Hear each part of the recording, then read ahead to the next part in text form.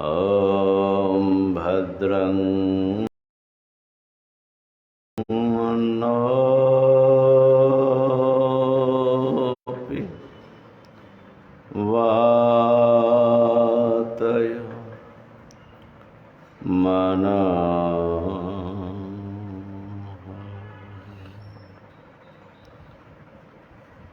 ॐ शान्तिः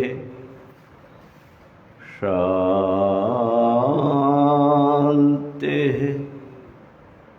शान्तिः।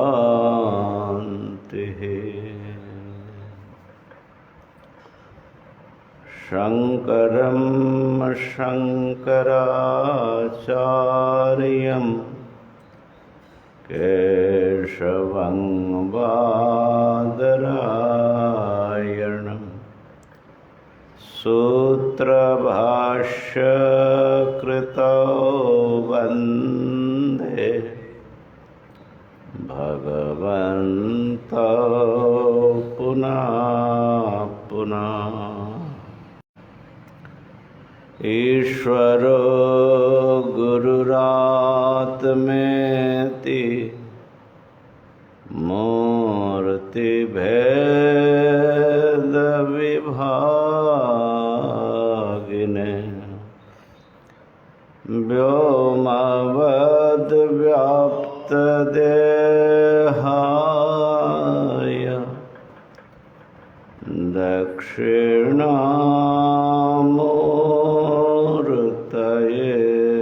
नमः। ॐ शान्तिः शान्तिः शान्तिः।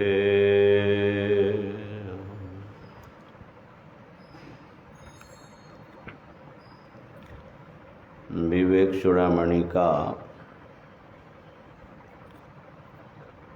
296 नंबर श्लोक देखिए।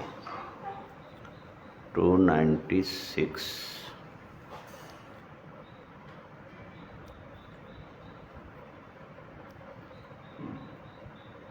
विकारिणां सर्वविकारवित्ता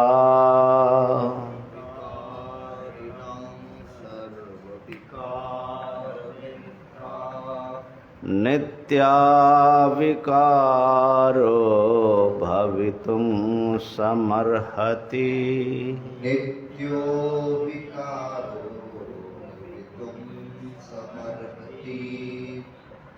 मनोरथ स्वप्न सुषुप्तिषु स्फुटं मनोरथ स्वप्न सुषुप्तिषु स्फुटं पुनः पुनः दृष्टमसत्त्वमेतयोः पुनः पुनर्दृष्टमसत्त्वमेतयोः विकारिणां सर्वविकारवित्ता नित्यो विकारो भवितुं समर्हति।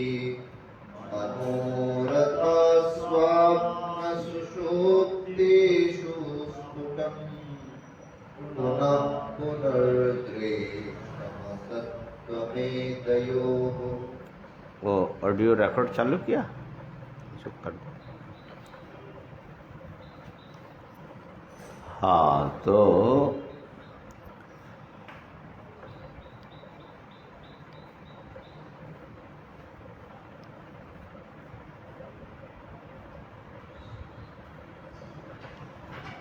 मनोरथ 295 का वैसे अर्थ हो गया, लेकिन एक प्रश्न हमने उठाया था कि हम पदार्थ जो आत्मा है वो जो उसका जो साक्षी शुद्ध रूप है, सदसद विलक्षण जो रूप है, उसको कौन देखता है, अहंकार देखता है कि आत्मा देखता है, इस पर अभी विचार करेंगे। पहले इस श्लोक का सामान्य अर्थ ले लो। हाँ, तो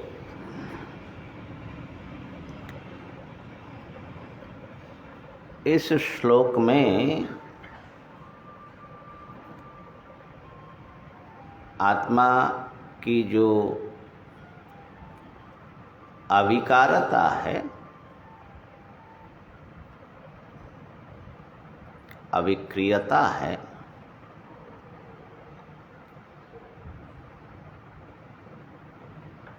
हम लोग अपरिणामिता ऐसा बोलते हैं, उसको सिद्ध कर रहे हैं।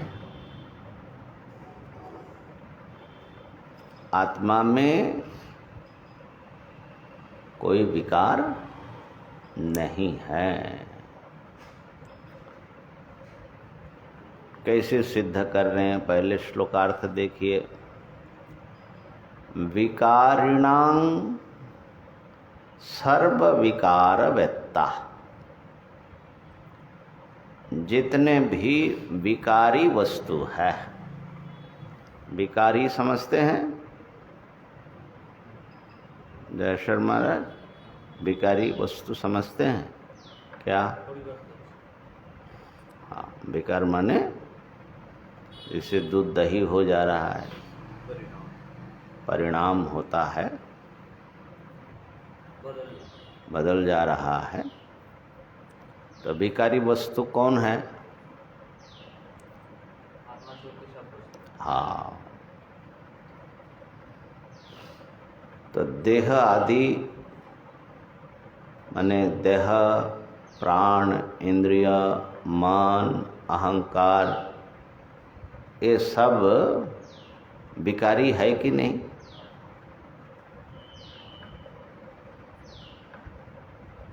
तो सभी विकारी वस्तुओं के सर्व विकार वेत्ता, जितने भी इसके विकार हैं उसको जो जानता है, उसके ज्ञाता, सर्व विकार वेत्ता, है ना? वो नित्य अविकारः सदा निर्विकार स्वरूप भवितुम समर्हति। वो निर्विकार होने का योग्य है, माने निर्विकार है, वो विकारी नहीं है। नित्य अविकारः, कहीं पर नित्य अविकारी पाठ है, आपके वहाँ क्या पाठ है? नित्य अविकार, हाँ, नित्य आकार है ना, ओकार है, नित्यो अविकारो। अच्छा, दोनों पद को अलग अलग, माने नित्य अविकारः, लेकिन जोड़ के ही अर्थ करना पड़ेगा। नित्य अविकार है, हमेशा अविकारी है ना? क्योंकि नित्यता का अलग से सिद्ध कर रहे, अविकारी सिद्ध करने से नित्यता सिद्ध हो जाती है। नित्य अविकारः, लेकिन कई जगह पर नित्य और निर्विकार ये दोनों पद व्यवहार करते, उसका अर्थ रहस्य बताएंगे अभी। भवितुम समर्हति अर्थात समस्त विकारी वस्तुओं के सभी विकारों का जो ज्ञाता है वो सदा निर्विकार हैं। निर्विकार वस्तु ही उस विकारों के ज्ञाता हो सकते हैं। और दूसरी बात है, जो विकारी वस्तुएं हैं और उनके विकार हैं, इनका पुनः पुनः माने बारंबार असत्ता देखी गई है। कहाँ देखी गई? स्वप्न में, सुषुप्ति में, मनोरथ में, माने जब मन की कल्पना में व्यक्ति खोते हैं, वहाँ पर ये विकारी वस्तुओं को, विकार सहित विकारी वस्तुओं का अभाव देखा गया है। एक बार नहीं, बारंबार देखा जाता है।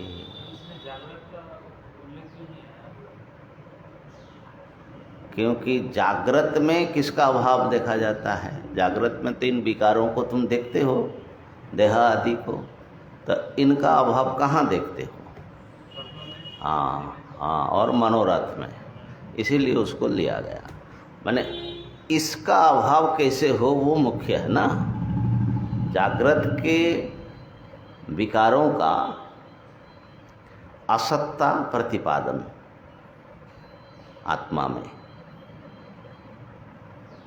अभी आ रहे हैं, इस पर विचार कर रहे हैं। तो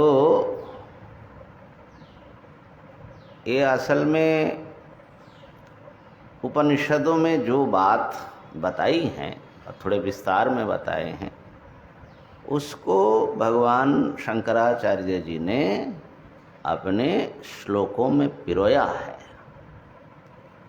तो बार बार प्रायः सारे श्लोक जो हैं श्रुति के याद दिलाते हैं। अब ये है कि विकारियों का, सभी विकारों का जो वेत्ता है वो नित्य निर्विकार है।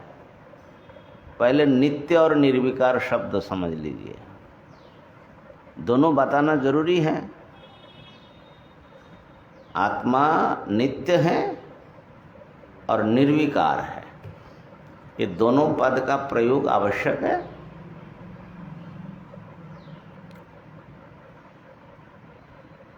गीता जी में आया है, अंतबंत इमे देहा नित्यस्योक्ता शरीरिणः अनाशिनः अप्रमेयस्य तस्माद् युद्धस्व भारत। नित्य भी हैं और अविनाशी भी है, अनाशी। ये दोनों पद क्यों प्रयोग किया, उसके ऊपर भगवान शंकराचार्य जी ने बताया। दोनों आवश्यक है। अच्छा, दोनों का अर्थ जो है थोड़ा अलग अलग है। निर्विकार कहने से क्या समझ में आता है? विकार क्या होता है?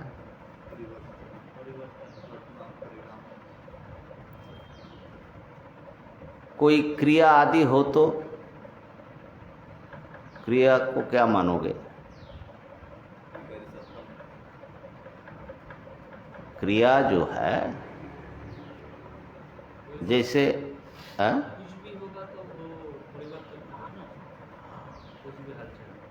किसी में कोई क्रिया होगी, तो क्रिया का मतलब यह है कि उसमें कुछ हलचल, जो क्रिया से पूर्व की उसकी स्थिति है या स्वरूप है, क्रिया का मतलब है वो बदल करके कोई और चीज होना है। तो क्रिया ये विक्रिया, क्रिया ही वी लगा दो माने विशेष कुछ क्रिया, और क्या है? क्रिया ही विक्रिया है। अब विक्रिया मतलब विकार हो गया। तो वेदांती जब बोल रहे हैं कि आत्मा निर्विकार है, इसका मतलब है कि आत्मा किसी प्रकार कोई क्रिया करती नहीं है, उसमें कोई क्रिया नहीं होती है। हाँ, इसलिए निष्क्रियता और निर्विकारता एक ही चीज है ना? क्यों?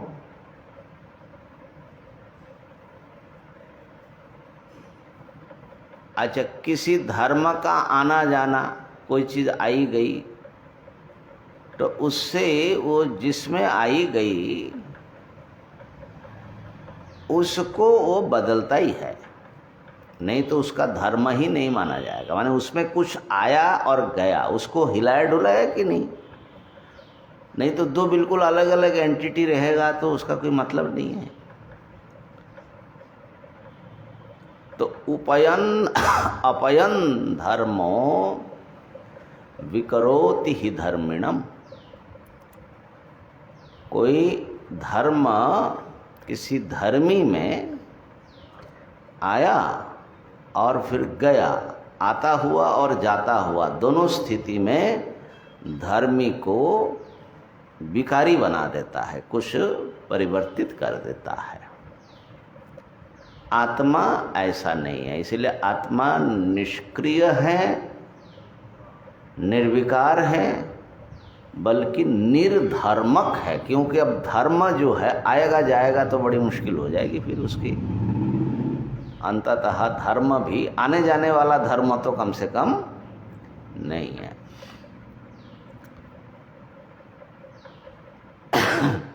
तो वो कहने से वो नित्य है ये भी सिद्ध होता है, क्योंकि निर्विकार वस्तु अगर खत्म हो जाएगा या उत्पन्न होगा तब तो फिर विकार बड़ा, सबसे बड़ा विकार तो मर जाना है। तो निर्विकार वस्तु जो है ना तो जन्म ले सकता है न मर सकता है। लेकिन फिर भी नित्य और निर्विकार दो पद का इसलिए प्रयोग करते हैं, दो प्रकार के नित्य पदार्थ हैं, ध्यान देना। एक परिणामी नित्य है, एक अपरिणामी नित्य है, उसको कुटस्थ नित्य बोलते हैं। ये सारी बातें हम वहाँ से बोल रहे हैं, भाष्य से। गीता के उस श्लोक में ये लिखा है, ब्रह्मसूत्र में भी आया है। तो जैसे मान लो मिट्टी है, मिट्टी जो है नित्य है कि नहीं? मिट्टी पिंड रूप में था, उसको मसल करके आपने अच्छी तरह जो है वो कर दिया, तो वो विकारी हुआ कि नहीं हुआ? हुआ। लेकिन वो रहा, मिट्टी रहा कि नहीं रहा? रहा। घट बनाया गया, विकार नया विकार आ गया, लेकिन मिट्टी रहा। घड़ा फूट गया, मिट्टी रहा। चूरा बन गया, मिट्टी रहा। तो मिट्टी भी नित्य है, लेकिन विकारी नित्य है। लेकिन उस हिसाब से अगर मिट्टी जो है पैदा हुआ है माने से, नहीं, उधर मत जाइए। अभी यहाँ का जो है विकार होना, विकार होने का मतलब है मिट्टी खत्म हो जाना नहीं है। माने इसका मतलब इतने में दृष्टांत हैं, परिवर्तन होने के बावजूद भी वस्तु का जो तत्व है, कोई वस्तु वो रह जाता है। तो इसी दृष्टांत से सांख्यों ने प्रकृति को नित्य कहा। प्रकृति जो है उसको तो मिट्टी जैसा उत्पत्तिशील मान नहीं पाओगे, लेकिन प्रकृति निरंतर बदलते हुए जगत रूप में बनती है और होते हुए भी प्रकृति है। और माने सत्व रजो तम 3 गुण, और फिर सारा खा करके बैठ गई प्रलय में, फिर भी वो है। तो इसलिए परिणामी नित्य। हाँ, तो जिसके परिवर्तन से, जिसमें परिवर्तन होने पर भी जिसका स्वरूप या जिसका तत्व नष्ट नहीं होता, वो है परिणामी नित्य। बात समझ में आई? ऐसा नहीं है आत्मा। आत्मा प्रकृति जैसे नाना परिणामों से गुजर करके भी रह जाती है, ऐसा नहीं, वो परिणाम से गुजरता ही नहीं है, कोई परिणाम ही उसमें नहीं होता। इसलिए ये जो है अपरिणामी नित्य। तो आत्मा के लिए इसलिए नित्य अपरिणामी, या अपरिणामी नित्य माने नित्य निर्विकार। वेदांत ये नहीं मानता है ना परिणाम नित्य। वेदांत परिणामी नित्य व्यवहारिक दृष्टि से मानता है, पारमार्थिक दृष्टि से परिणामी नित्य नहीं मानते, वो एक भ्रम है। परिणाम को ही वो एक भ्रम मानते हैं, ठीक है ना। अब वेदांती क्यों नहीं मानते वो बहुत अलग तर्क है उसमें। तो अब आइए मूल श्लोक पर आ जाइए। विकारिणाम सर्व विकार वेत्ता, विकारी वस्तुओं के समस्त विकार के वो वेत्ता हैं। कौन? आत्मा। सब विकारों को कौन जानता है? जानने वाला वही आत्मा है, ज्ञाता। वो नित्य अविकारी हो सकता है, होना चाहिए। ठीक बताया? लेकिन हमको तो उल्टा लग रहा है। सब विकारों को वो जानता रहता है, तो वो निर्विकार कैसे है? जो जानेगा, जानना एक क्रिया नहीं है, जानना विकार नहीं है। जानना का मतलब है सिर्फ देखना। हाँ, देखना का मतलब तो देखना खाली एक ही बार देख रहा है कि देखता रहता है और नहीं, ऐसे नहीं। तो उसका ये है कंटिन्यूटी। तो फिर ये जो खंड खंड ज्ञान इसको ये किसको हो रहा है? फॉल्स हमको हो रहा है। कल यही प्रश्न किया था, जानता कौन है?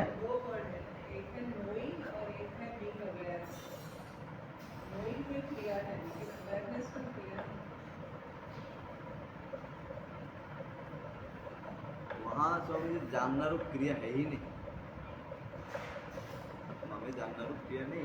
अच्छा ये बताओ कि तुम हमको देख रहे हो कि नहीं देख रहे हो? हाँ, देख ये कौन देख रहा है? आत्मा ही देख रहा है। आत्मा देख रहा है कि अनात्मा देख रहा है? आत्मा ही देख रहे हैं, लेकिन जो आप करके देखा करके और आप जो है उसको समझ करके जो बोल रहा है वो फॉल्स है। जैसे हम अगर आपको देख रहे हैं, अगर लाल चश्मा देख के आपको देखे तो लगेगा कि आप लाल है, ऐसे है, लेकिन आप लाल है ही नहीं, लेकिन है। नहीं, मैं क्या हूँ ये मैं नहीं पूछ रहा हूँ, तुम जानने वाले हो कि नहीं ये पूछ रहा हूँ। हाँ, ये तो ये जान कौन रहा है? आत्मा जान रहा है कि फल्स आत्मा जान रहा है तुम्हारी भाषा में?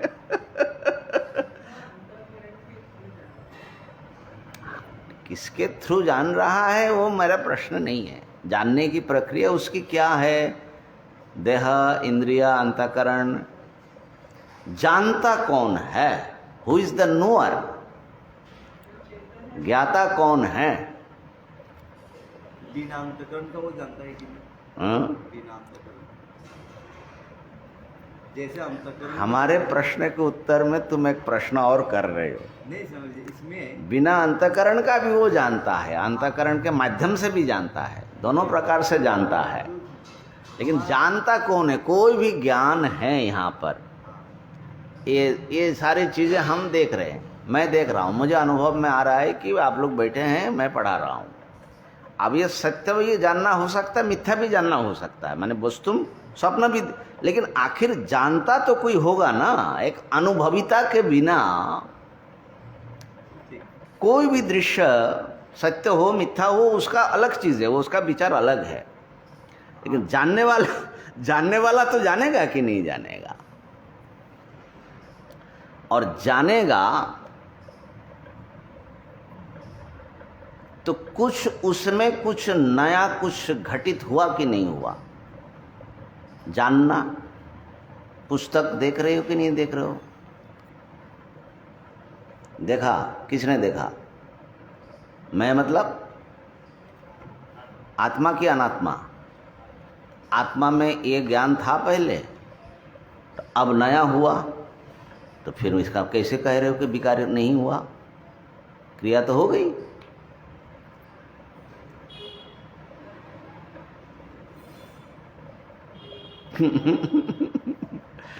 हाँ, ये तो बड़ी बेसिक चीज है। इसमें तीन वस्तु जाना जा रहा है। ये जो किताब में देख रहा हूँ और मैं भी देख रहा हूँ, ये भी मुझे पता चल रहा है। तो वो जो मूल ज्ञान है, माने त्रिपुटी का ज्ञान हो रहा है। हाँ ठीक है, लेकिन ज्ञान किसको हो रहा है? पर यहाँ पे हम लोग जो ऐसे व्यवहार में जो देखना होता है, वहाँ पे उस दृष्टि से देखना नहीं है। वहाँ पे प्रकाश मात्र है। कोई भी एक मानिए कोई लाइट के सामने आप कोई भी वस्तु लाए तो वो प्रकाश हो रहा है।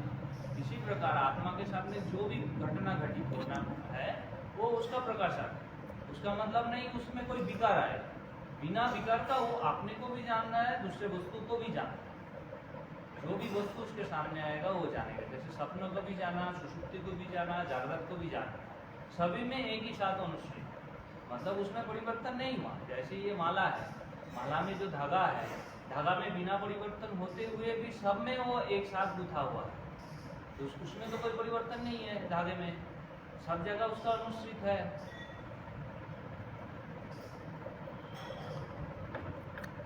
प्रश्न को गहराई से समझिए। समाधान देने के प्रयत्न में कई बार प्रश्न ही जो है गायब कर दिया जाता है। अहम घटम पश्यामि, मैं इसको देख रहा हूँ। ये अनुभूति है। ये अनुभूति किसको है? मैं यहाँ बैठा हूँ, सुन रहा हूँ। ये अनुभव हो रहा है कि नहीं आपका? इतना डरते क्यों हो भाई? अनुभव तो कर ही रहे हो। ये अनुभव जो है चैतन्य स्वरूप आत्मा, जिसको आप नित्य निर्विकार वेत्ता बता रहे हो, वो कर रहा है कि कोई और कर रहा है? ये मेरा प्रश्न है।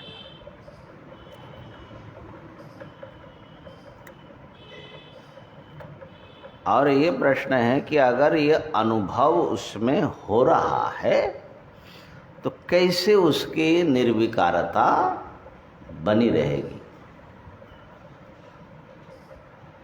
ये एक बड़ा भारी मूलगत समस्या है। ये खाली वेदांतियों का समस्या नहीं, किसी भी आत्मवादी के लिए ये बड़ा कठिन प्रश्न है।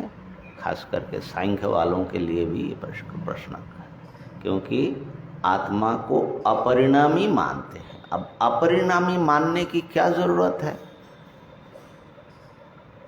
तो जिसका परिणाम होता रहता है वो कभी खत्म हो जाएगा।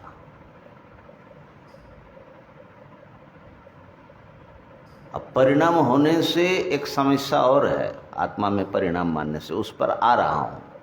लेकिन पहले आप लोग ये निश्चय कर लीजिए कि ये जो कुछ ज्ञान हो रहा है, किसी भी वस्तु का अनुभव, ज्ञान मतलब अनुभव, ये अनुभविता इस दुनिया में केवल एक ही हो सकता है, चेतन। अचेतन वस्तु किसी भी चीज को अनुभव नहीं कर सकता। जड़ वस्तु जड़ को और न अपने को। हाँ, अनुभव हमेशा चेतन को ही होगा। ये बात जो है एकदम पहला पक्का करिए। हाँ, क्या बोल रहे हो? सारे अनुभव चेतन को ही होगा, क्योंकि बिना चेतन का कोई अनुभव होगा नहीं। बिना चेतन का ये अंतःकरण का जो अहम है वो ही नहीं टिकेगा। इसलिए सबका अनुभव तो आत्मा ही है, अनुभव करता जो आत्मा ही है। लेकिन उस अनुभव में जो आकार प्रकार विशेषता जो आ रहा है वो अहम का है, अंतःकरण का है। इतना बस फर्क है।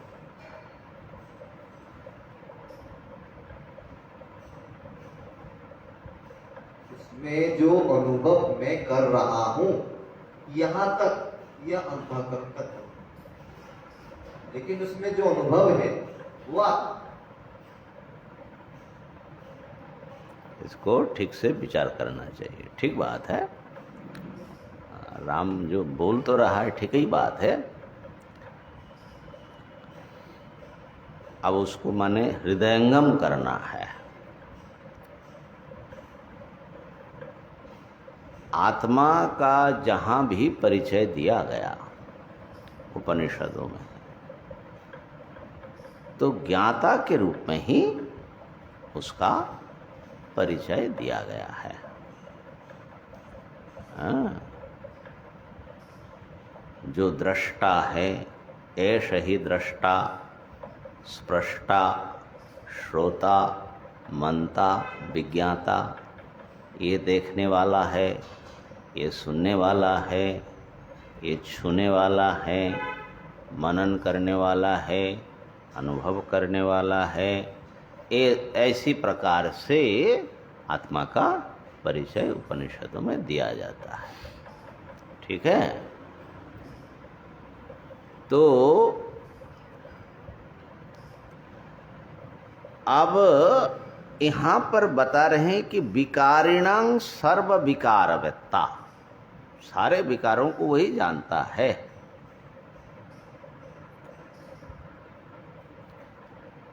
अब इसमें से वो अविकारी सत्ता कैसे युक्ति से निकल आ रहा है, ये समझ लो।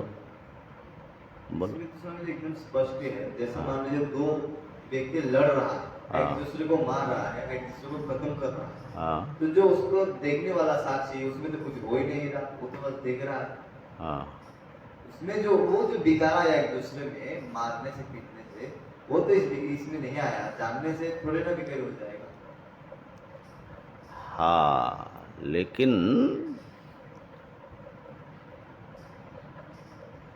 ये जो मारना पीटना रूप विकार है, उसको तो आप विकार मानते हो, और देखना सुनना रूप जो विकार है उसको विकार नहीं मान रहे आप, इसीलिए आप ऐसा बोल रहे हैं। क्रिया कुछ हो रही है कि नहीं हो रही है ना? तो मैं जानता हूं, इसलिए ये विकारी मालूम पड़ता है न्यायिकों ने। इसलिए ज्ञान, इच्छा, सुख, दुख ये सब आत्मा का ही धर्म माना, लेकिन वेदांत ऐसा नहीं मानता है।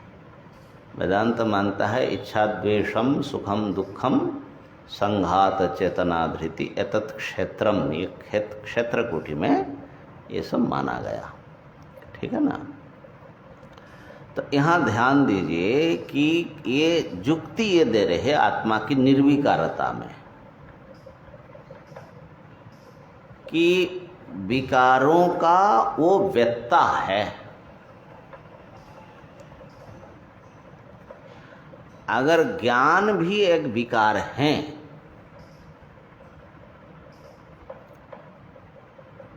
तो ज्ञान हुआ,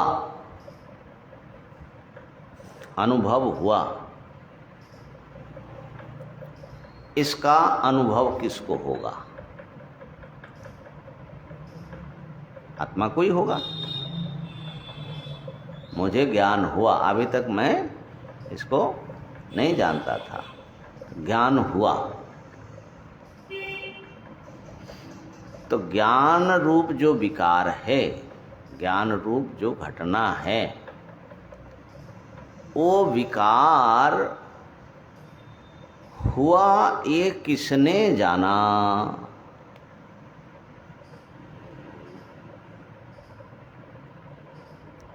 तो आत्मा के अतिरिक्त जानने का और कोई तो व्यक्ति नहीं होगा, चेतन ही जानेगा।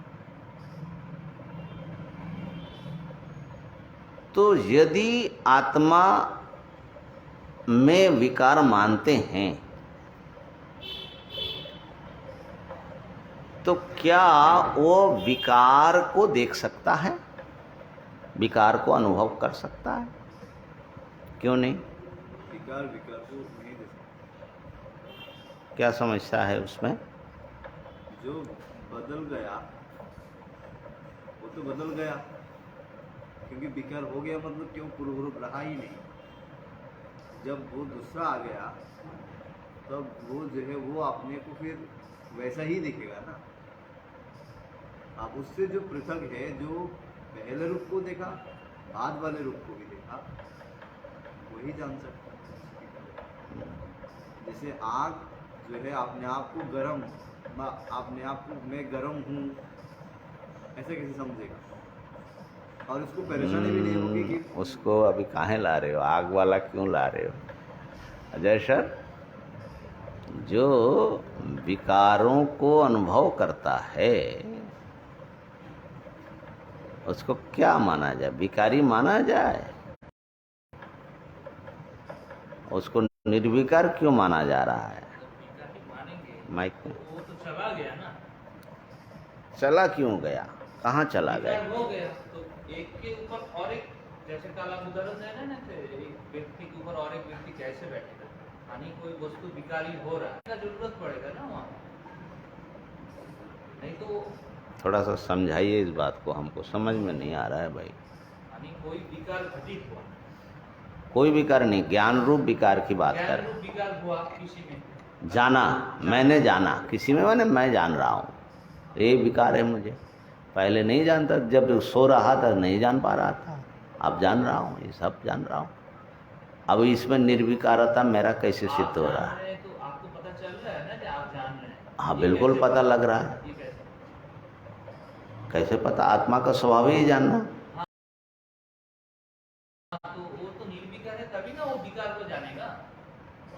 कोई विकार जब घटित होगा, कोई निर्विकार तत्व होगा, तभी ना उस विकार को पकड़ पाएगा। अगर वो खुद परिवर्तन हो गया हो तो विकार को नहीं पकड़ पाएगा। हाँ, लेकिन विकार को जानना रूप विकार उसमें नहीं होगा।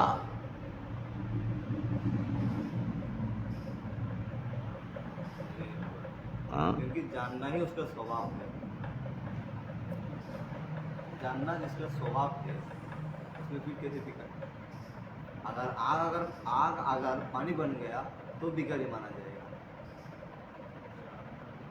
आग तो पानी नहीं बन, क्योंकि आग का धर्म ही जो है वो।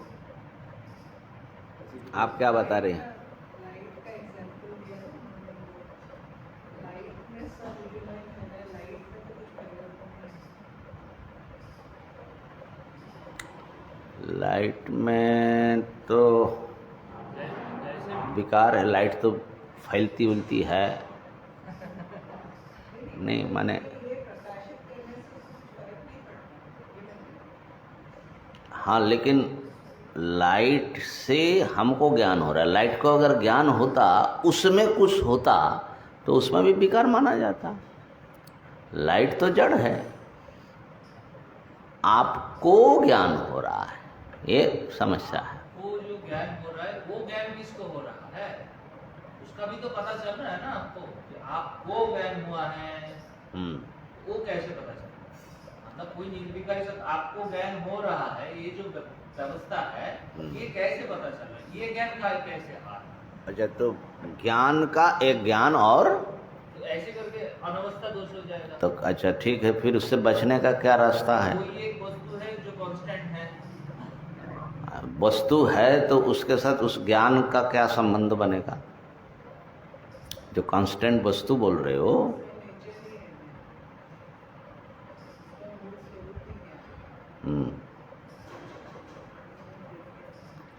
है झंझट बाबा। ये जो है इसको अच्छे तरह मनन करना चाहिए। ठीक है, आप लोग बोल तो रहे हैं, कुछ समझ भी रहे हैं, ऐसी बात नहीं, लेकिन तुम जितना जोर से बोलते थे ज्ञान का ज्ञान किसको होता है, वो तुम जो तुम्हारा उसमें थोड़ा घुमा दिया ना तो प्रश्न तो घुमा दिया। हम बोल तो रहे हैं, पर घुमा गड़बड़। नहीं, पहले तुम जो है ज्ञान होने का भी जो है उसको तुम एकदम माने पॉकेट में, जेब में, माने निर्विकार मान करके रख रहे थे ना, उतना दूर तक कहाँ ध्यान जा रहा था। तो अगर मानते हैं कि जिसको ज्ञान हुआ है ना, तो उसमें कुछ बदलाव आया, माने ज्ञाता में बदलाव आया, अच्छा, ज्ञाता में बदलाव आने के लिए ज्ञाता के भीतर ज्ञान को घुसना पड़ेगा, घुसना तो पड़ेगा। माने ज्ञान एक चीज है जो उसके भीतर पैदा हुआ, उससे बाहर रह जाएगा तो ज्ञाता से संबंध नहीं होगा, तो उस ज्ञान का तो कोई मतलब नहीं है।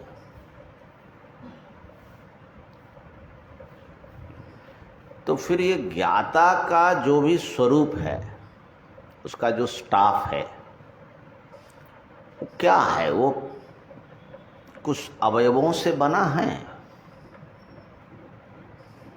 क्यों ना कैसे बोल देते हो भाई? हो सकता है उस अवयव हो, और उसमें तभी तो, अब निरवयव वस्तु में कोई चीज कैसे घुसेगा?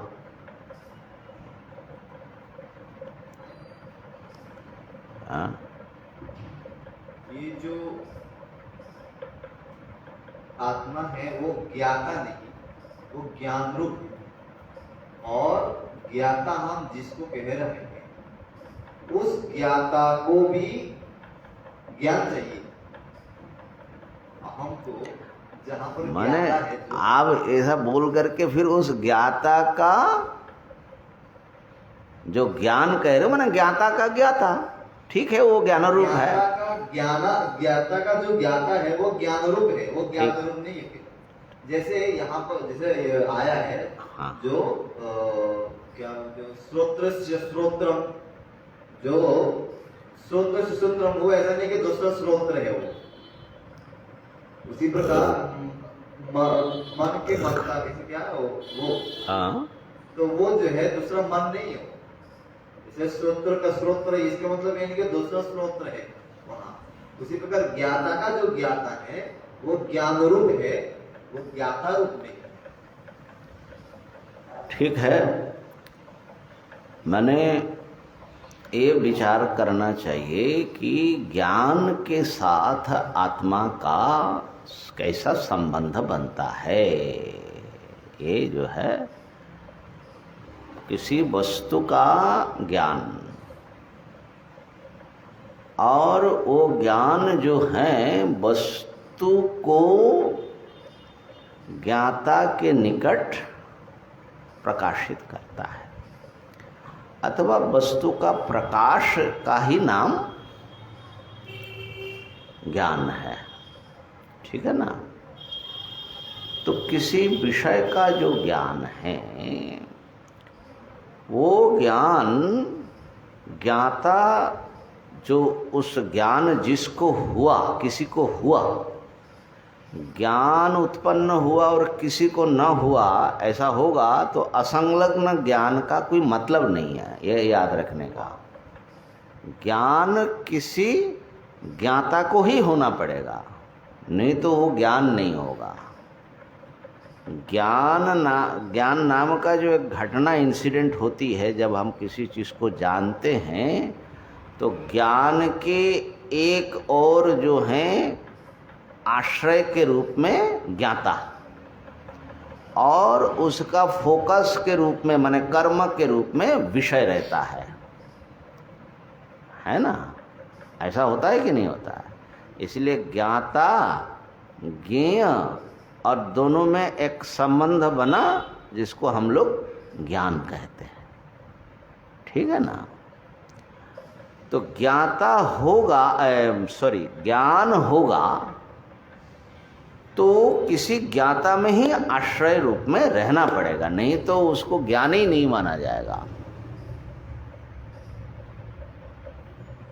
असल में ज्ञान के साथ विषय का क्या संबंध है और ज्ञान के साथ ज्ञाता का क्या संबंध है, ये हमारे दार्शनिकों ने तो माथा खपाया ही है। बहुत प्रकार के इसमें मत निकल आया है समझाने की कोशिश में।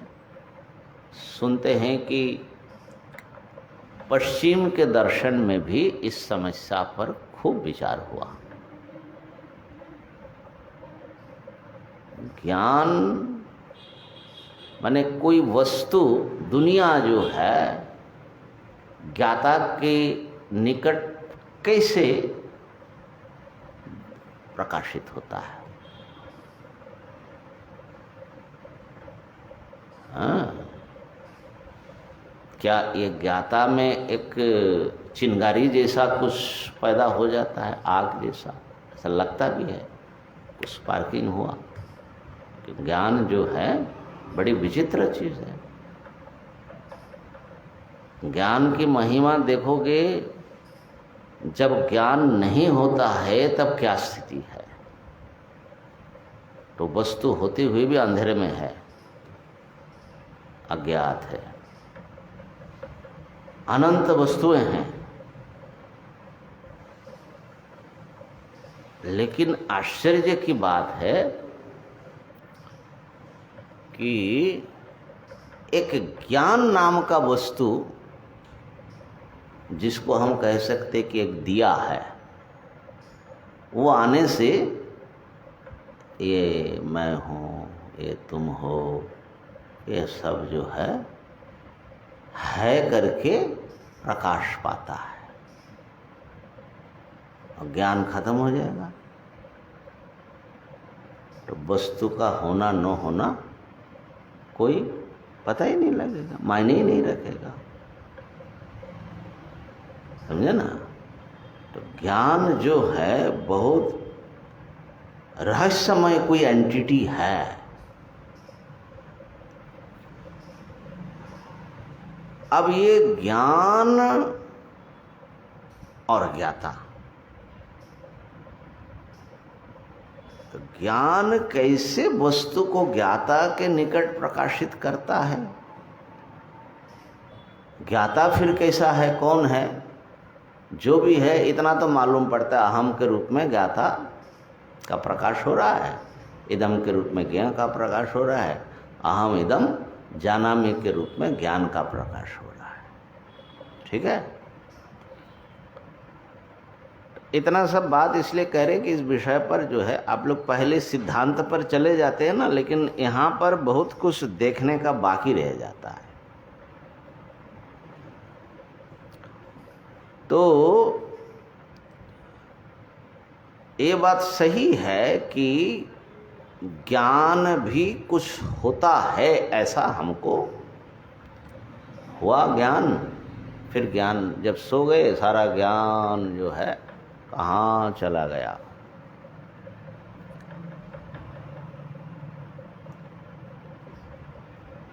तो ऐसा मालूम पड़ता है कि ज्ञाता में ज्ञान घुसता है और फिर निकल जाता है। तो ज्ञाता तो रहता है लेकिन ज्ञाता रूप में नहीं, वो पड़ा रहता है जड़ जैसा। ऐसा न्यायिकों की आत्मा ऐसी है, सुषुप्ति में आत्मा रहती है लेकिन समस्त विशेष ज्ञान का उच्छेद हो जाता है। तो द्रव्य जैसा पड़ा रहता है कि पत्थर जैसा, सारा ज्ञान लुप्त हो गया। हाँ, क्या बोल रहे हो? एक ज्ञान ही ज्ञेय के रूप में, ज्ञाता के रूप में और ज्ञान के रूप में तथाकथित ज्ञान जो उत्पन्न विनाशी है, वही तीन रूप में आया। क्योंकि ज्ञान ही सत्य है और वही ज्ञान के ऊपर, उसी ज्ञान के अधिष्ठान पर ज्ञाता खड़ा हुआ है और उसमें तथाकथित जो आने जाने वाला ज्ञान वो भी खड़ा हुआ है, ज्ञान का जो विषय है वो भी खड़ा हुआ है। तो अब ये जो उत्पन्न विनाशी जो ज्ञान जिसको हो रहा है वो भी इस ज्ञान के ऊपर खड़ा हुआ ज्ञाता को ही हो रहा है। लेकिन ज्ञाता जो है मिथ्या है, लेकिन उस ज्ञाता का जो ज्ञान है अधिष्ठान रूप में, तो सारे ज्ञाता, ज्ञेय और ज्ञान, इन तीनों में जो विद्यमान है वही आत्म जानने वाला है, लेकिन वो ज्ञाता अहम जैसा नहीं। ये ठीक है, सिद्धांत तो ठीक ही है ना? लेकिन हम लोग अपने अनुभव को समझने की कोशिश करें, खाली थ्योरी के रूप में नहीं, इसको थोड़ा प्रैक्टिकल समझे बात को। तो अब ये बात सही है कि ज्ञान भी कुछ होता है, माने एक घटना है, इंसिडेंट है। और ये भी सही है जो ज्ञाता करके हम जान रहे हैं, जिसको ज्ञाता, जिसको ज्ञान हुआ, वो विकारी है। ज्ञाता जो है, क्योंकि ज्ञान होता है, ज्ञान निकल जाता है और सुषुप्ति में गायब हो जाता है, ये सब। और उसको सुख दुख, काम क्रोध, ये सब भी इस ज्ञाता को होता है। माने शरीर को एक प्रकार छोड़ भी दे, लेकिन जो और ज्ञाता है, हम जिसको मैं के रूप में हम लोग इस समय अनुभव कर रहे हैं, ये जो अहम एंटिटी है, इस सब्जेक्ट में, ज्ञाता में नाना प्रकार के विकार दिखाई पड़ता है। सुख दुख तो बड़ा प्रसिद्ध विकार है और इसी से ज्ञाता परेशान भी रहता है, ठीक है ना। तो इस विकारी जो ज्ञाता हैं, जिसको ज्ञान होता है, जिसको सुख दुख होता है, उसको हम अच्छी तरह जानते हैं, पहचानते हैं कि मैं हूँ, ठीक है। तो और इसीलिए मैं प्रयत्न करता हूँ कि मुझे कोई भी दुख ना आए, प्रयत्न करते कि दुख निकल जाए। लेकिन शास्त्र, वेदांत शास्त्र और अध्यात्म शास्त्र ये कहना चाह रहे हैं कि ये जो एक ज्ञाता, आपने विकारी ज्ञाता जो देखा, ये विकारी दिखता है लेकिन है निर्विकार। ये इसमें सब विकार का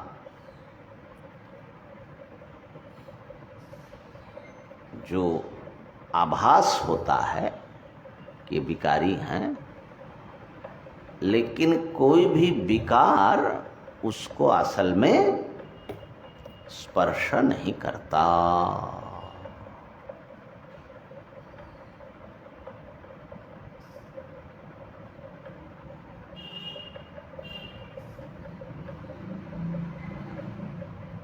क्यों इसको अविकारी क्यों मान रहे हैं? तो राम जो बतला रहा था, सुरेश्वराचार्य जी ने बड़ा सुंदर लिखा, नरते स्याद विक्रिया दुखी साक्षिता का विकारिणः धी विक्रिया सहस्राणाम साक्षतो हम अविक्रिया।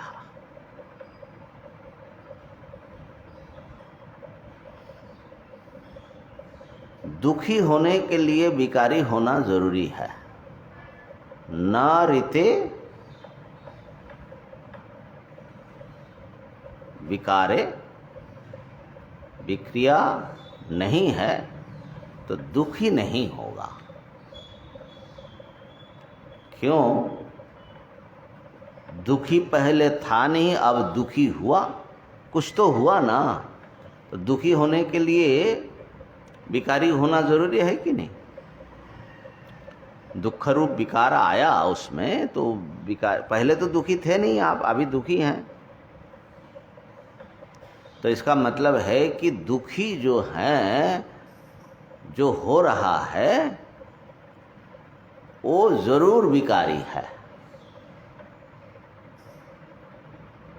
असल में कोई भी चीज जिसमें हो रहा है वो विकारी है।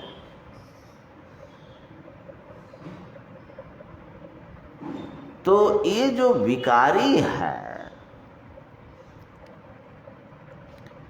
क्या ये विकारी जो जिसमें जो बदल जा रहा है वो साक्षी हो सकता है किसी चीज की? साक्षी का विकारिणः, साक्षिता का विकारिणः, विकारी में साक्षिता, विकार का या विकारी का चल रहा है।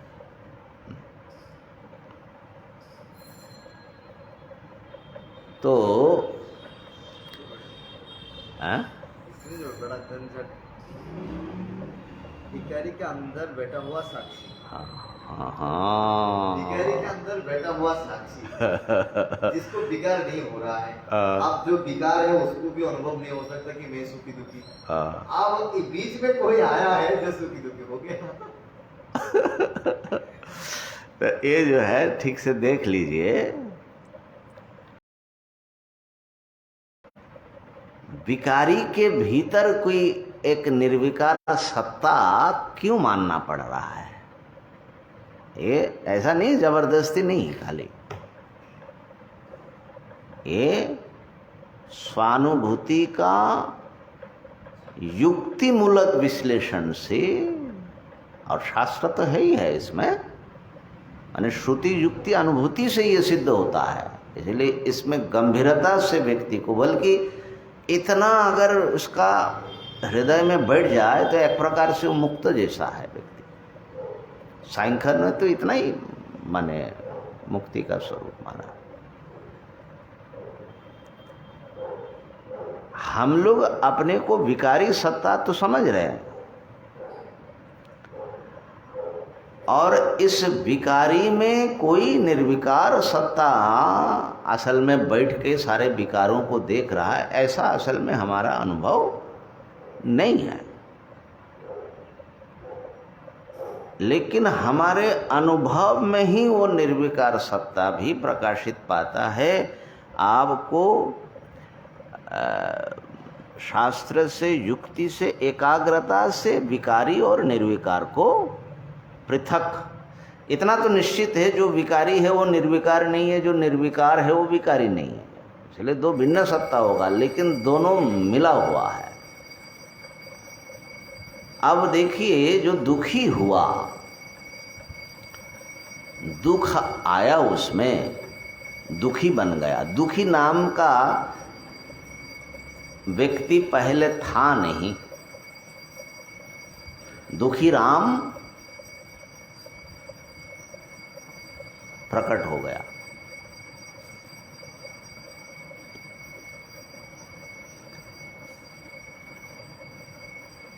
तो पहले, थोड़ी देर पहले सुखी राम था, अब दुखी राम हो गया। तो सुखी राम दुखी राम को नहीं देखा। क्यों? सुखी राम जाने के बाद दुखी राम आया।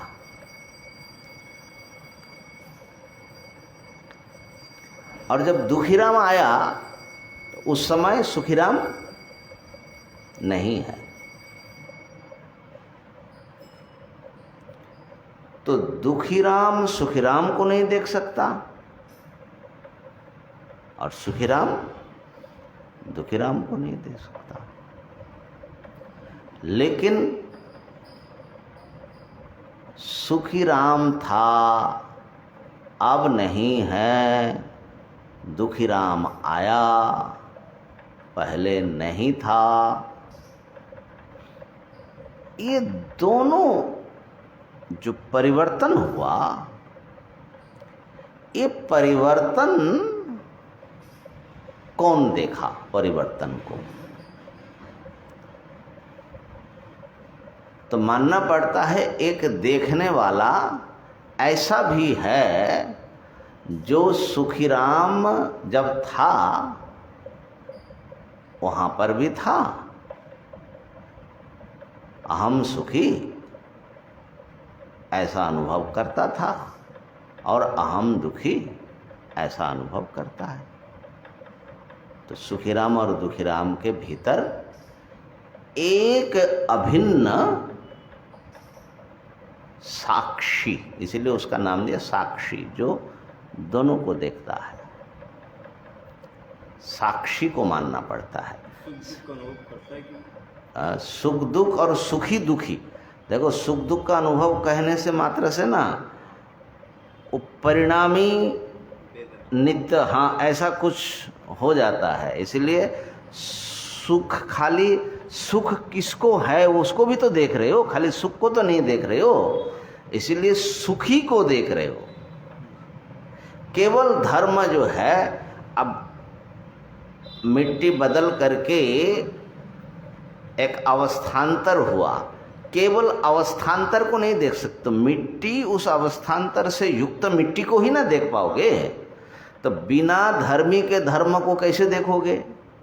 तो इसलिए हम लोग असल में सुखी को देख रहे हैं, अहम सुखी।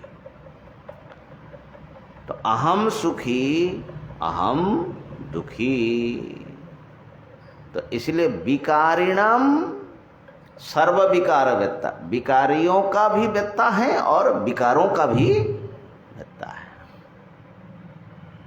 अब उसको अगर हम विकारी मानते हैं तो उनके विकारों को फिर देखने वाला कौन होगा? क्योंकि विकार जो है अनुभव में आएगा, नहीं तो विकार है ऐसा कैसे कहोगे?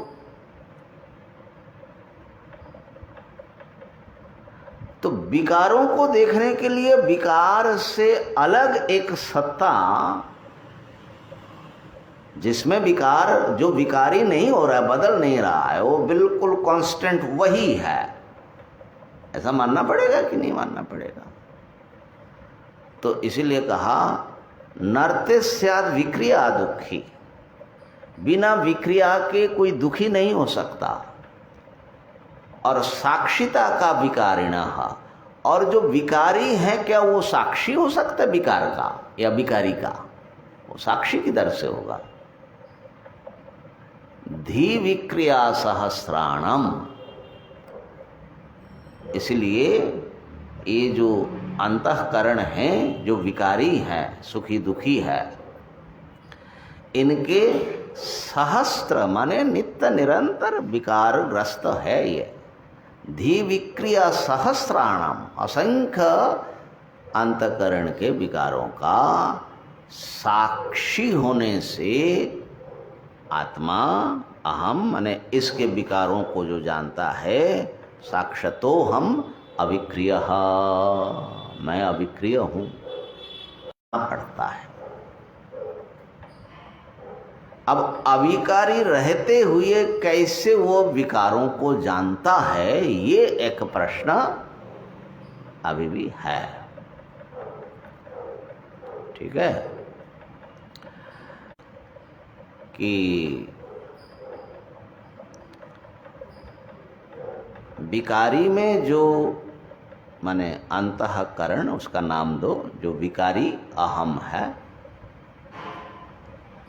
उसमें नाना प्रकार का विकार होता है, जिसमें ये ज्ञान रूप घटना भी एक विकार है। दीपक के प्रभा जैसा ही हमारे जो चेतना है, चेतना जो है वो फैलती है प्रकाश के समान, इंद्रिय द्वार से वो विषय देश तक जाता है। प्रभा के समान ही, प्रदीप के प्रभा, एक प्रदीप बैठा हुआ है इसके भीतर, और जो है जा कर के इस वस्तु के साथ उसका संबंध बनता है। ठीक है। अब इस वस्तु के साथ उसका संबंध जो हुआ, इसमें इससे इतने मात्र से ज्ञान का काम पूरा नहीं हुआ। क्यों? जानने का काम, जानना केवल चेतन ही कर सकता है। जड़ कभी जान नहीं सकता। ठीक है? तो अब हमको जो है ये पुस्तक आदि सब हमको अनुभव में आता है। ये कैसे हुआ? जान तो हम रहे। तो कहा कि ये जो प्रभा चेतना का प्रकाश फैला, फैल करके वस्तु तक गया, तो ये चेतना का धर्म ऐसा है, वो उसके भीतर से निर्विकार चैतन्य स्वरूप आत्मा वो झांकता है, प्रकट होता है। ये चैतन्य का अभिव्यंजक है, चैतन्य का अभिव्यंजक है। दर्पण जैसा, दर्पण जैसे प्रतिबिंब का अभिव्यंजक होता है, ऐसे ही हमारे ये जो अंतःकरण वृत्ति है, ये वृत्ति जो है उसके भीतर से वो निर्विकार चैतन्य उसके भीतर से झांकता है। निर्विकार चैतन्य हमेशा झांक रहा है, लेकिन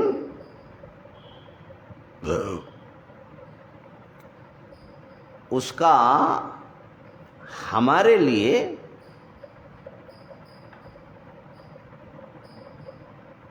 उसका झांकना जो है, जैसे हर वस्तु में चैतन्य विद्यमान है और जो चेतन है वो सबको प्रकाश कर रहा है, जानता है, लेकिन मैं नहीं जान रहा हूँ। ठीक है? अब ये जो मैं हूँ, ये जो ज्ञाता है, ये कौन सा ज्ञाता है? और जो सर्वव्यापक चैतन्य है वो कौन सा ज्ञाता है?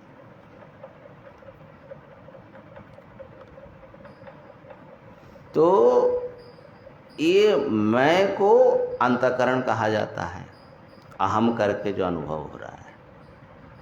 और अंतःकरण जो है एक दर्पण जैसा प्रतिबिंब को अभिव्यक्त करता है, माने कुछ अपने में वो प्रकट करता है। ऐसे ही ये अंतःकरण जो हैं वो ऐसा है कि उसके भीतर आत्मा चैतन्य प्रकट होता है।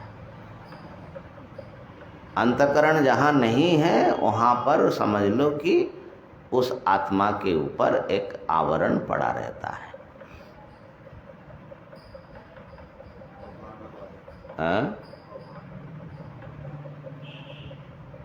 अभान अपादक, यहाँ तक कि असत्तापादक भी, क्योंकि सत है कि नहीं ये भी मुझे पता नहीं लग रहा है।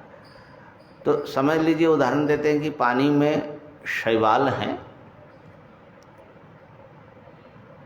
पानी नहीं दिखाई पड़ रहा है, तो जब आप हाथ से थोड़ा उसको हटाओ, हम देखते थे कि वो बांस लगा देता था, बांस लगा देने से पाना वहीं रुक जाता है और पानी दिखाई पड़ता है, उससे काम होता है। ठीक है? उसके भीतर नहीं आ सकता। ऐसे ही अंतःकरण एक ऐसा द्रव्य है, वो आत्म चैतन्य के ऊपर जो आवरण पड़ा है, वो आवरण को वो जितना वो है उतना वो हटा सकता है। तो हटाने से ऐसा हो गया कि जैसे मान लो तुम देख रहे हो, तुम्हारे आंखों के सामने पर्दा है, पर्दे को तुम देखते रहोगे, दुनिया को नहीं देख सकोगे। अब कोई आकर के पर्दा थोड़ा ऐसा खोला, तो अब जितना खुलेगा उसके भीतर से तुम उतना ही दिखेगा। देखोगे। तो न पर्दा देखा, न जिसने पर्दे को खोला उसने देखा, उसके भीतर जो पर्दा नसी है उसने देखा पर्दे के भीतर। ठीक है। तो इसी प्रकार, इसलिए घटावत छिन्न आकाश, घटाकाश जो बोल रहे हैं, तो घटाकाश में ध्यान देना, वहां पर जो आकाश प्रकट हुआ, आकाश अपनी महिमा से दिख रहा है वहां, माने आकाश स्वरूप तो वहां पर है। ठीक है ना।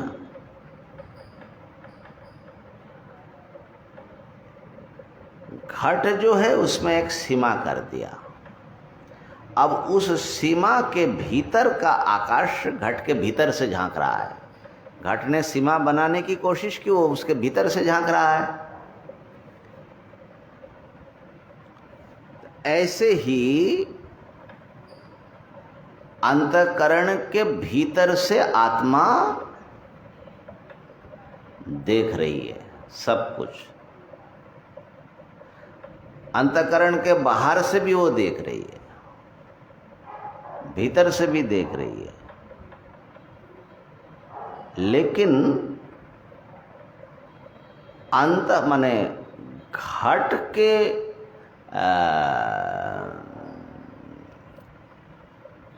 अगर घट में थोड़ी देर के लिए मान लो कुछ चेतना आ जाए, तो घट जो है अपने भीतर जो चैतन्य है आकाश, उसको वो देखता है। उसके बाहर बड़े आकाश से उसका कोई संबंध नहीं बनता। ठीक है। तो अब वो जो अंतःकरण के भीतर से जो शुद्ध आत्मा प्रकट हुआ, वही आत्मा सबको जानता है, अंतःकरण को भी, अंतःकरण के विकार को भी, माने सुखी दुखी। अब वही अंतःकरण जब बाहर निकल कर के पुस्तक आकार वृत्ति का रूप लिया, तो आत्मा तो विद्यमान है ही है। ठीक है ना। तो वहां पर भी आत्मा प्रकट हुआ। तो आत्मा विषयाकार वृत्ति में भी प्रकट हुआ, और वृत्ति जिसकी है वो अंतःकरण के भीतर भी, माने देहांतर्गत अंतःकरण में भी प्रकट हुआ। प्रकट हो करके उसने क्या काम किया, इधर से पूरे अंतःकरण को दिखाया शरीर आदि के साथ में, उधर विषय को दिखाया, और विषय का आकार में जो अंतःकरण वृत्ति बनी उसके भीतर भी वो प्रकट हुआ, तो उस वृत्ति को भी दिखाया। ज्यादा जटिल तो नहीं हो रहा है। ज्ञाता, ज्ञेय और ज्ञान। तो वो जो तुमने बताया कि एक ही आत्मा या एक ही ज्ञान चैतन्य ज्ञाता, ज्ञेय और ज्ञान के रूप में रूप ले करके प्रकट हो रहा है। तो अब समस्या क्या हो रही है? समस्या हो रही है कि जैसे ये पुस्तक जब हम देखते हैं, तो पुस्तक और पुस्तक को दिखाने वाला प्रकाश, इसका विवेक हमको अलग अलग करके हम नहीं समझते। हम समझते हैं कि खाली पुस्तक ही देख रहे हैं। ऐसे ही इस अहमता को दिखाने वाला जो आत्मा उसके भीतर से, और जो अहंता उसका दृश्य है, ये दोनों इतना मिश्रित होकर के, माने एकीभूत होकर के प्रकट हो रहा है कि एक ही चीज मालूम पड़ रहा है। और इसलिए हम जो हैं, इस अहम में जो विकार आदि आ रहा है, वो सारे विकार उस चेतन, शुद्ध चेतन को हम समझ रहे हैं।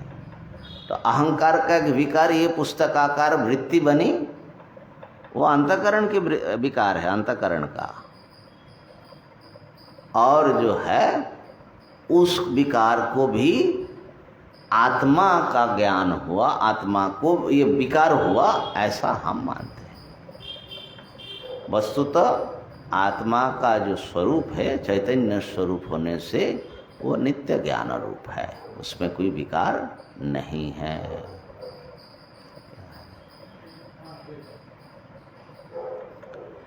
तो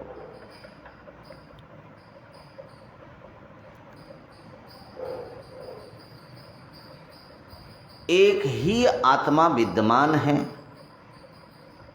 हमारे उपनिषद के अनुसार, अनेक आत्मा नहीं है। वस्तुतः आत्मा एक है और वो आत्मा ही सब कुछ जानता है। क्यों?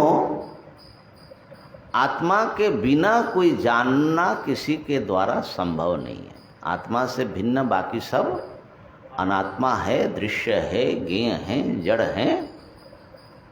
ये अपने आप को या किसी दूसरे को जान नहीं सकता। तो ज्ञान तो केवल जहाँ पर भी कोई ज्ञान हो रहा है, अनुभव हो रहा है, ये अनुभव अनुभूति तो केवल आत्मा ही कर सकता है।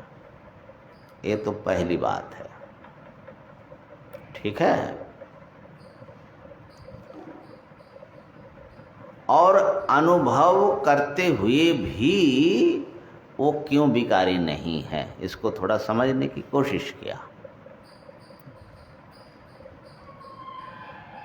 अब हुआ क्या, चूंकि आत्मा एक होने पर भी अंतःकरण जो है वो अज्ञान के आत्मा के ऊपर जो आवरण पड़ा हुआ है उसमें छेद बनाता है।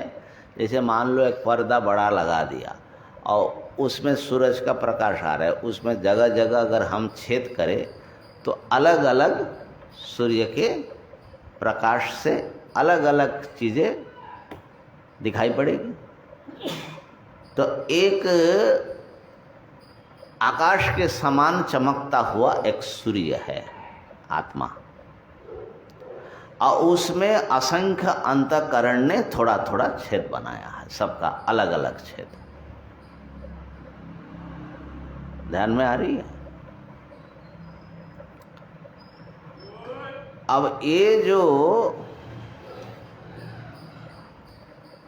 अंतःकरण या अहंकार कह लीजिए, अहंकार क्या है? अज्ञान में छेद बनाता है, ये इसकी महिमा है। और उस छिद्र से आत्मा झांक रही है, इसके भीतर भी वही आत्मा झांक रही है जो आपके भीतर झांक रही है, आपके भीतर, लेकिन छेद से झांक रही है। तो छिद्र वाला जो हिस्सा है वो जुड़ करके एक अलग आत्मा अलग आत्मा अलग आत्मा बना हुआ है। ठीक है। अब हमको समझना है कि अलग आत्मा नहीं है, अलगाव जो है अहंकार में है, दृश्य में है, एक ही आत्मा सबके भीतर है। तो एक ही आत्मा सब कुछ जान रहा है। तो बार बार ये सुनने से सहज जो प्रश्न होता है, अगर मेरे भीतर वही आत्मा जान रही है, माने मैं जानने वाला मैं ही हूँ, तो मैं इनके भीतर जो हूँ उसको क्यों नहीं जान रहा हूँ, उनके भीतर सारा दुनिया को मैं क्यों नहीं जान रहा हूँ। अगर एक ही आत्मा है तो वो आत्मा तो सर्वज्ञ है, इसका मतलब है सब कुछ जान रहा है। तो मैं तो सर्वज्ञ नहीं हूँ भाई। जब सब कुछ यहाँ पर भी वही आत्मा ज्ञाता के रूप में है, वहाँ पर भी वही आत्मा, सब जगह एक ही आत्मा बताए ना, ज्ञाता एक ही है। श्रुति बता रही है नान्यतोस्ति दृष्टा, जो अदृष्ट रह करके सबको देखता, अदृष्टो दृष्टा, अश्रुतो श्रोता, उससे अलग कोई दृष्टा नहीं है। सलिलो एको दृष्टा अद्वैतम, एक जो है दृष्टा है वो अद्वैत है। तो अगर मैं आत्मा हूँ, अब मैं बहुत कुछ जान रहा हूँ, मेरे भीतर क्या हो रहा है जान रहा हूँ, और वही अगर उसके आपके भीतर, आपके शरीर और मन के भीतर भी वही बैठा है, तो क्यों नहीं उसको भी जान पा रहा है? जान तो नहीं पा रहा है दोनों का, आपके भीतर क्या चल रहा है हमको तो ज्ञान नहीं हो रहा है, न मेरे भीतर क्या हो रहा है। इसका क्या उत्तर देंगे? सब में अगर एक ही आत्मा है तो आत्मा अलग अलग लेंस के माध्यम से देख रहा है ना, कि इसमें जो अंतःकरण है उसके माध्यम से आत्मा झांक रहा है, इसलिए वो उसी हिसाब से देख रहा है। इधर से देख रहा है तो अलग अंतःकरण के माध्यम से देख रहा है। ये अंतःकरण को जब हटा के देखेंगे सब जगह एक ही आत्मा। अंतःकरण हटा के देखेंगे सब जगह एक आत्मा है, लेकिन हम तो कह रहे हैं कि अंतःकरण के साथ भी वही एक ही आत्मा सब अंतःकरण से भी देख रहा है। हाँ, क्या बोल रहा है? जिस अंतःकरण में जो बैठा हुआ जो देखना चाह रहा है, वो जब पृथक सत्ता बना हुआ है, जो देखना चाह रहा है सबके अंदर, तो वो कैसे देखेगा? क्योंकि तो पृथक सत्ता के रूप में इधर आ गया है। इसको यूं समझ लीजिए कि घट के भीतर जो आकाश है और बाहर जो महाकाश है, या अन्य घटों में जो आकाश है, आकाश एक है, ठीक है ना? अब वो आकाश अनंत है। अब उस अनंत आकाश के भीतर ये सारा ब्रह्मांड, विश्व ब्रह्मांड सब कुछ, उसके बाहर तो कुछ हो नहीं सकता। तो जब आकाश के भीतर ही पूरा विश्व ब्रह्मांड है, और वो आकाश ही जब घटाकाश है, उससे भिन्न तो नहीं है घटाकाश, तो घट के भीतर पूरा ब्रह्मांड क्यों नहीं आ सकता? भाई घटाकाश, घट के भीतर जो आकाश है वही आकाश अनंत आकाश है कि नहीं? और अनंत आकाश में पूरा ब्रह्मांड है कि नहीं? तो इस घड़े के भीतर क्यों नहीं पूरा ब्रह्मांड आ सकता?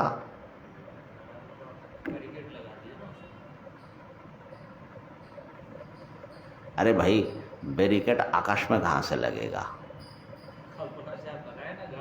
कल्पना से लगाने से क्या होगा? आकाश तो अनंत है ना।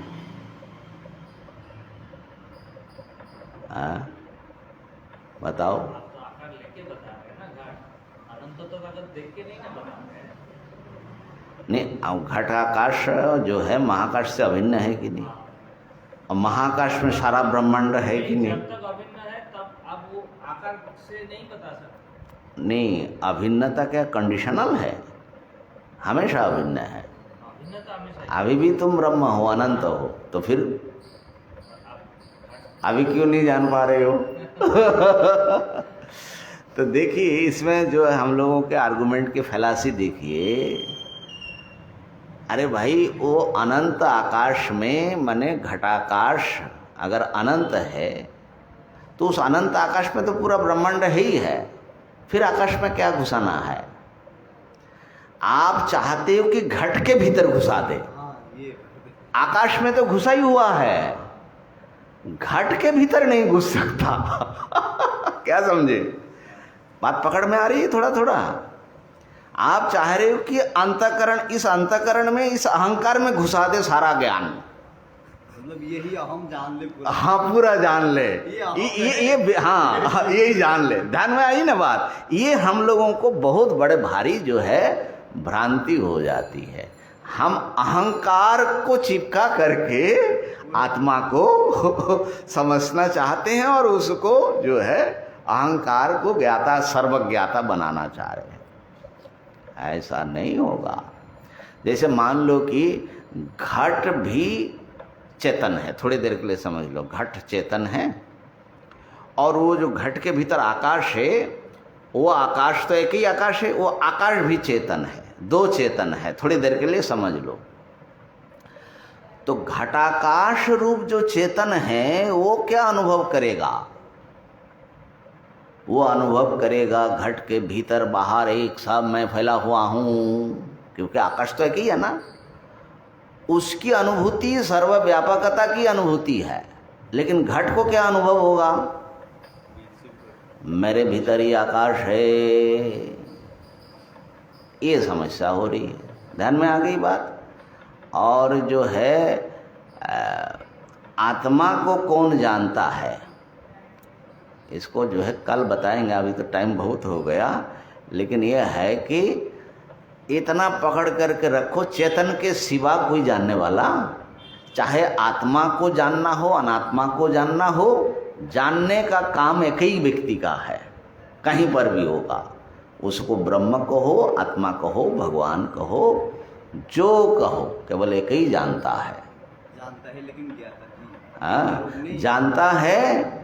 और अभिमान करने वाले बहुत लोग हैं, मैं जानता हूँ ऐसा दावा करने वाले बहुत है, लेकिन असल में विचार करोगे तो ये जानने वाला नहीं है, ये नकली जो है मुखौटा बन करके ज्ञाता बन करके आया हुआ है। असली ज्ञाता जो है एक ही है, वो ज्ञान स्वरूप ही है। आशा है कि थोड़ा सा प्रकाश पड़ा होगा कुछ बड़ा होगा। ओम पूर्णमदः